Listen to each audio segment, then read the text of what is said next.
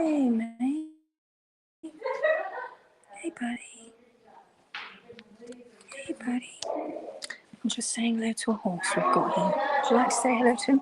Welcome to day 2 of the Calgary workshop. That's day 123 of our mini life challenge. Hello, mate. Hi. Hello, baby.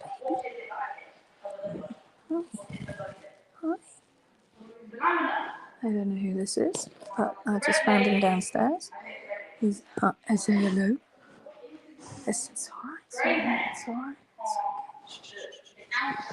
Okay, so that was nice, wasn't it? I'm going to leave you here. I think your mama's coming. So, day 2, Calgary workshop. It's all going very well. Ash is up there at the moment talking about notching. So, what they're just about to do, they've done some trimming all afternoon. And you can hear them laughing. What they're just about to do is they're just about to notch their own horse's feet. Now, the reason they do this is so that they can see some of the internal structures.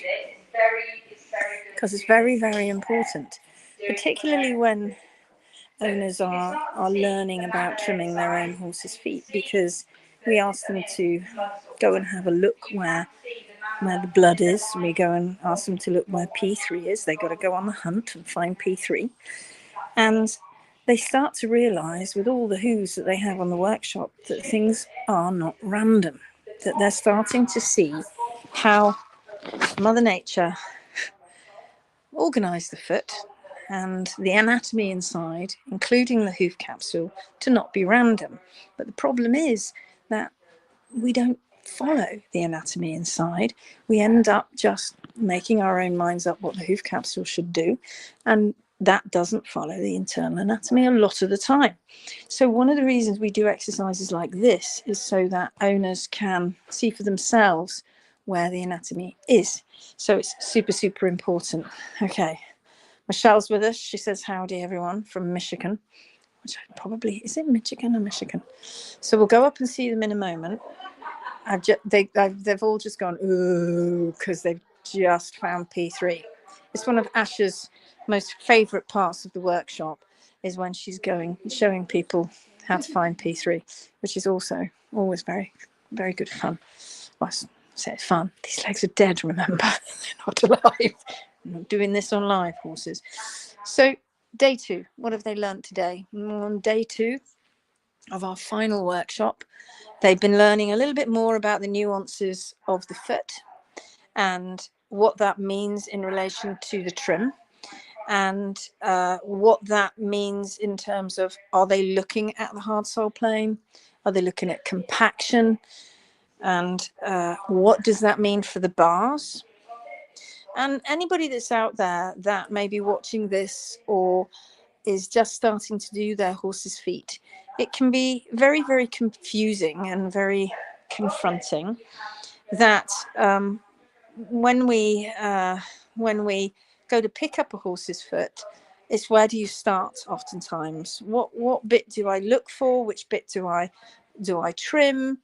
And on these workshops, we're demystifying all of that and showing everyone that you're not just looking at your horse's foot, but you're seeing it. For the first time, people are actually beginning to see the problems with the sole. The problems with the sole, what's been left, what's been taken, what should be there, what shouldn't be there. And we also give them various exercises to do so that they can over trim. Sometimes we ask them to over trim as well. And that's a very good exercise, because they realize oftentimes that what they were afraid of at the back of the foot, they're now not so afraid of. When people decide that they want to leave heel, to build heel, they are actually, what they're doing is shortening the surface area and leaving the horse with a situation where it's going to set that horse's body up for problems. Because if we start making up where we think the heel should be, when we're not even sure whether the sole plane is correct, we could be all over the place. Because with all these horses' feet that we see here, these cadaver feet, we rarely find one that is perfectly balanced. Most of them are a little bit overgrown, but most of them are out of balance. And so just looking at these few here that are left on the floor, what we're looking at is heels that have been left too high, bars that are too overgrown. And if we decide that I'm going to trim a little bit of bar and I'm going to trim a little bit of wall, and I'm definitely not going to take too much heel because I feel that this horse needs more heel, not that we've really got much clue, and we're going to leave a little bit. That's you thinking you are leaving the heel above what is the correct sole plane. Not so. We've gone round and critically measured the feet today, because yesterday they're just getting used to using the tools. Today they get used to some critical measurements, and they suddenly realise, as we all shout them out in the room, 25 cadaver legs in there, that not one was within natural parameters.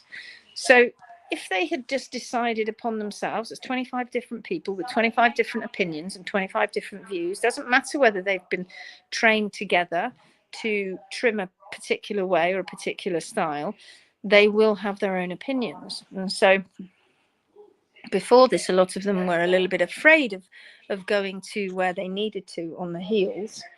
Now they're not afraid after doing the exercises that we do with them. But just let's say they still were, and they trimmed to where they felt it was correct, gauging it from the sole that they see. So let's just say they decided to leave the heels on the left fore a few mils above the hard sole plane, which they think is the hard sole plane. But actually it wasn't, because that hard sole plane is a tricky sucker and it hides. So now they're leaving it above compaction. Now they go to the other side and the other foot's not quite as compacted as the left fore. The right fore is not quite as compacted as much, but they're still going to leave a few mil above what they feel is the hard sole plane. We've now completely imbalanced that horse's body, because we've trimmed to a few mil above the hard sole plane, which we felt was the hard sole plane, but it wasn't the true hard sole plane. We never did any critical measurements. We're running out of time. It's hot, 101 different excuses. And the next thing you know, you've got a horse with two different sized feet. You've got a horse with four different sized heels, two on each foot. And then you went and did the same on the hind feet. All because you weren't following the horse's natural foot and you didn't understand compaction. That is the tip of the iceberg when it comes to mistakes in hoof care. And what we're trying to do, what we're trying to show the world is, first and foremost, Mother Nature didn't get it wrong. She wasn't random, and each individual foot is not that different from every other foot, in fact, because there's only so much that you can do with the same anatomy. It's just about scale. So what we're teaching owners to do is to not just look at the foot, is to see the foot, and to not do what we're everybody now knows is personal preference trimming. We coined that because it is a very true thing. If you have somebody who is giving an opinion about what that horse's foot is doing, that is immediately personal preference. And that personal preference will be different to the person down the road, different to a different trimmer, different to a different farrier, different to a different vet, all having their own preference, their own opinion. Mother Nature's not interested in opinions. 55 million years it took for her to create perfection, for that horse to live in an environment that's so rough and tough that they could survive, reproduce, and carry on living, until we start getting involved. And then all our domesticated horses in the domestic world start having their feet imbalanced to one degree or another. We have horses going a little bit unsound, a little bit footy. We try and mask it by putting a shoe on or a boot, and we think we fixed the problem. But the problem was well before the shoe was put on. The shoe's not just making it worse. The problem was in the trim. The problem was in the imbalance. And it's my job as a teacher of nearly, it will nearly be 100 students and pros by after our October intake. It's my job to get all of them to a standard where they're all seeing the natural foot. That's no mean feat. That's no easy task. Because it can't be about opinions. It's got to be about facts, and it's got to be about the actual natural foot of that horse. And like I said, they're not all that different. Okay, let's see who we've got here. Angie's here. Hello. Jeanette says hi from sunny France. Lisa's here. Hi, Lindsay. Hello to you. And Jeanette says, for me, finding the true HSP and balancing are the hardest parts of the trim. We say it all the time. It is. And if people leave heel, they are then, what are they balancing to when they're leaving heel? And then they leave a little bit too much toe, and then they take a bit too much toe, and then they take a bit too much heel.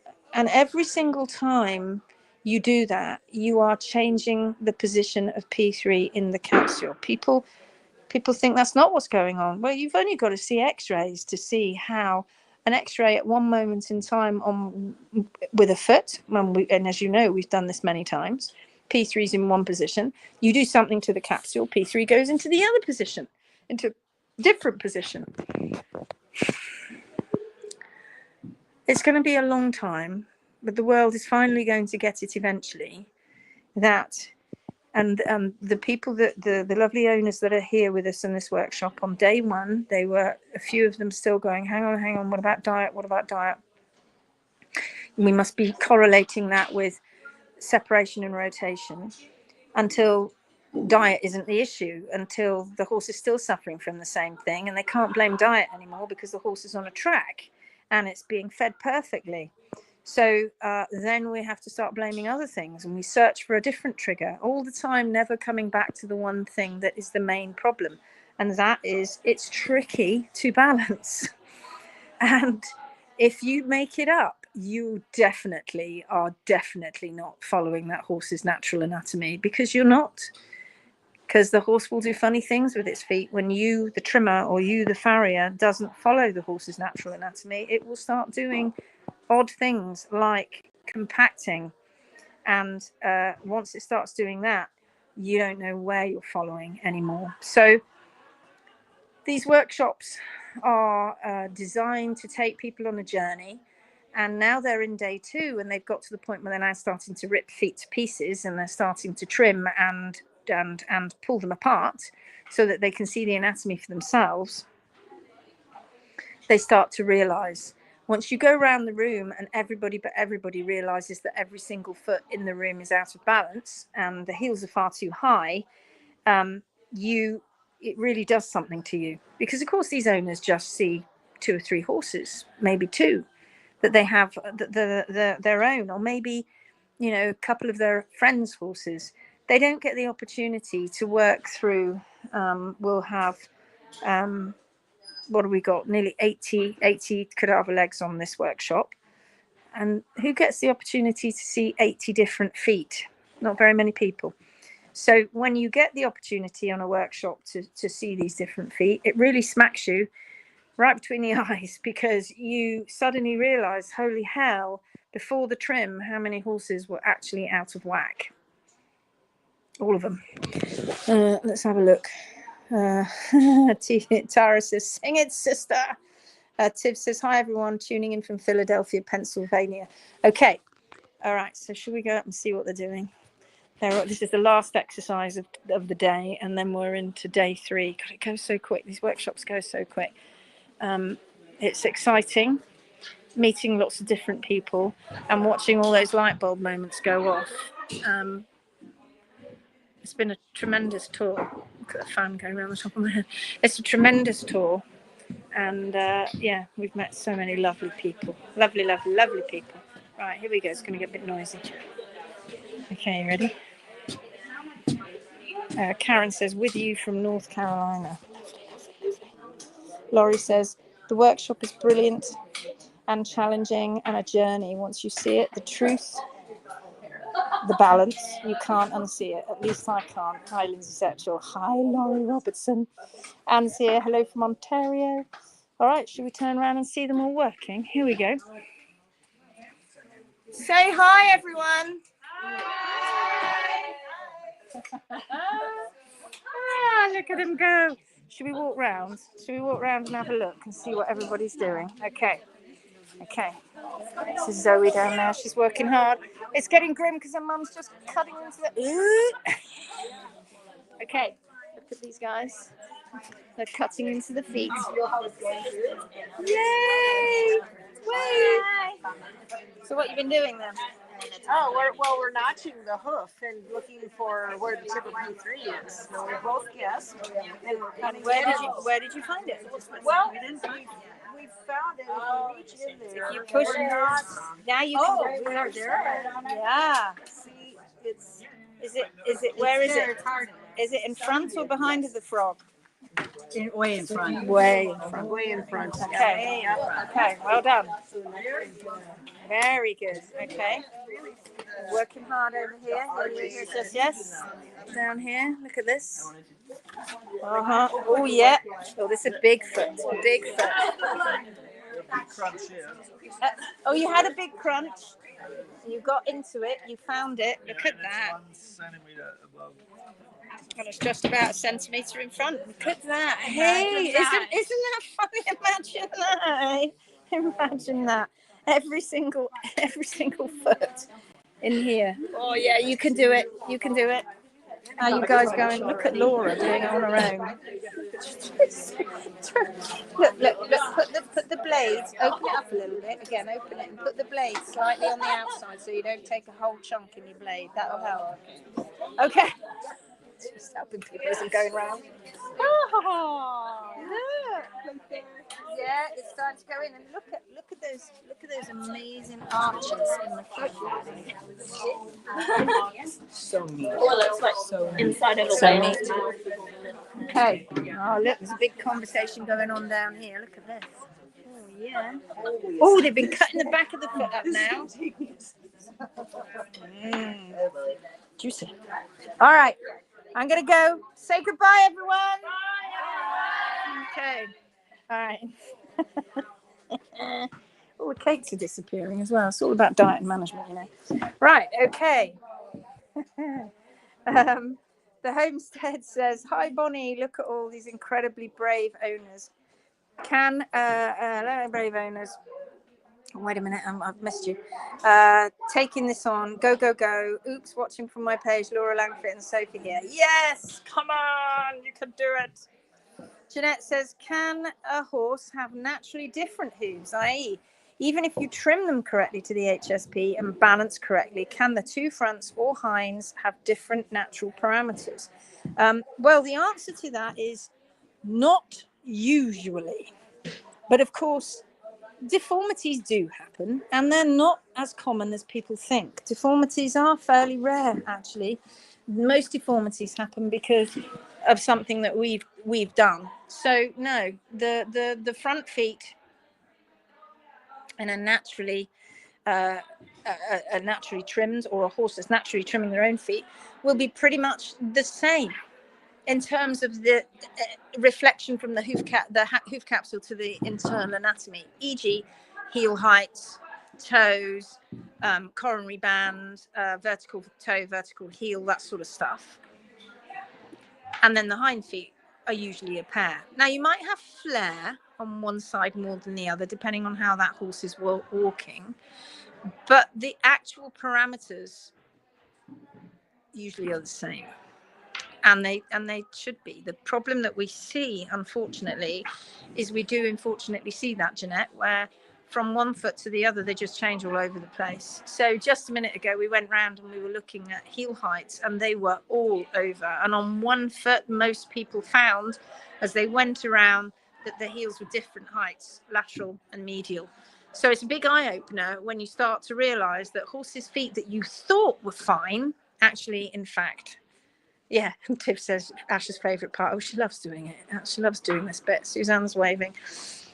And I think we'll finish on this because it's an important note, isn't it? Oftentimes when we or HM or Bethan puts put information on our page, and particularly latterly when we've started talking about something that is very scary to the world, that laminitis is caused by imbalanced, incorrect hoof care, you will find a lot of people, many people, come onto the pages and want to argue that and say no, because in their experience that's not what they believed. The story for them is something different. The story for them was that their horse got overweight, it ate too much, or it had a worm, or it had a vaccine, etc. That's their story, and that's what they cling to. And when we say to these people, have you got some photographs of your horse's feet? Have you got any measurements? Have you got any x-rays? Invariably, the answer is no.